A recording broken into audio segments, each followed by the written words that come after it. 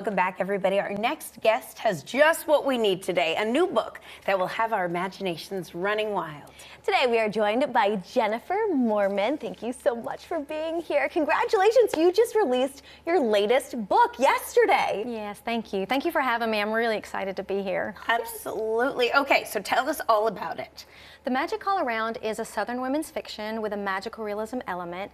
It's the story of Maddie. She's been traveling her whole life all across the country with her mom. Every 2 years they move to a new town. And the story opens when she returns to the small southern town where her mom grew up for the reading of her mom's will. And she is shocked to learn during the reading of the will that not only is there an inheritance, but there are stipulations. There are tasks that seem very absurd that she has to complete in order to get the inheritance. And she has no intentions of sticking around this town, but of course, if she wants the inheritance, she has to, and it's going to take her months to finish. And the tasks are like, take a baking class, go to a cooking class, plant specific flowers in the family's garden, and she has no idea why her mom would want her to do this. But when she starts going through the tasks, she realizes that her mom had a well thought out plan. And during the tasks, Maddie realizes that her mom was helping her learn how to open her heart to love, how to make friends, because if you think she's been moving all her life, she doesn't have attachments. And also Maddie learns that staying in one place long enough to plant roots is really a fulfilling life for her. So the story just follows Maddie as she realizes who she is, what she wants to do, and how she fits in the world.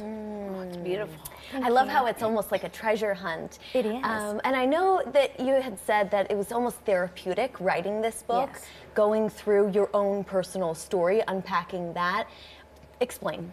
So as I mentioned, Maddie, the beginning of the story, she is sitting into the reading of her mom's will. Well, when I was a little girl, I lost my mom. So I know what it's like to experience that kind of loss and that feeling of, how do you go on? There's your mom. There's my mama. Beautiful. How do you move on without your parent or this person that you've known and had in your life your whole life? And it's this gaping hole.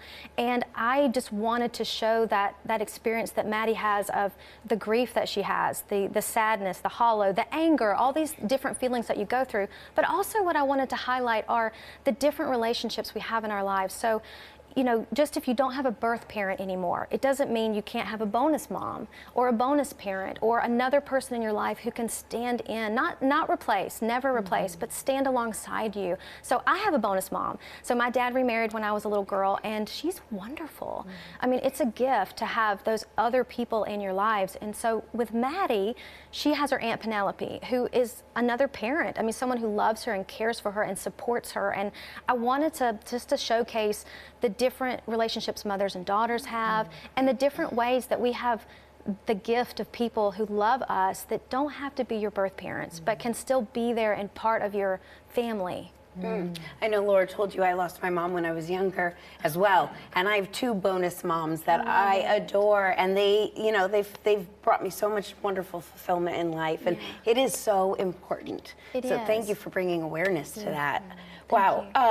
Not only that, there are a lot of other takeaways in this book. What would you say a few are for people out there who might be thinking of reading it? Gosh, that's a great question. One of my favorite takeaways that I hope people will just feel as they read the story is one of my favorite quotes by Rumi, and forgive me if this is not exactly, but it's not our task to seek for love. It is what we need to do is to look for all the barriers we've built against love.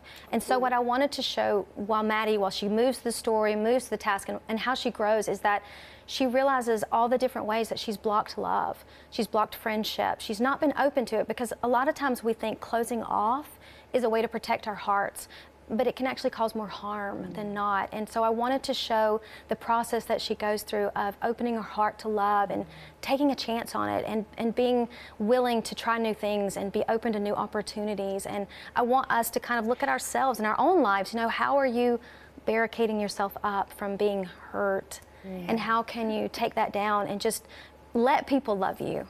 Oh, I love that. Beautiful. Thank you Practical so lessons much. too. Thank you. Thank you. Thank you, Jennifer. All right, check out her latest book, Magic is All Around. It is out now. Follow Jennifer Moorman online at jennifermoorman.com.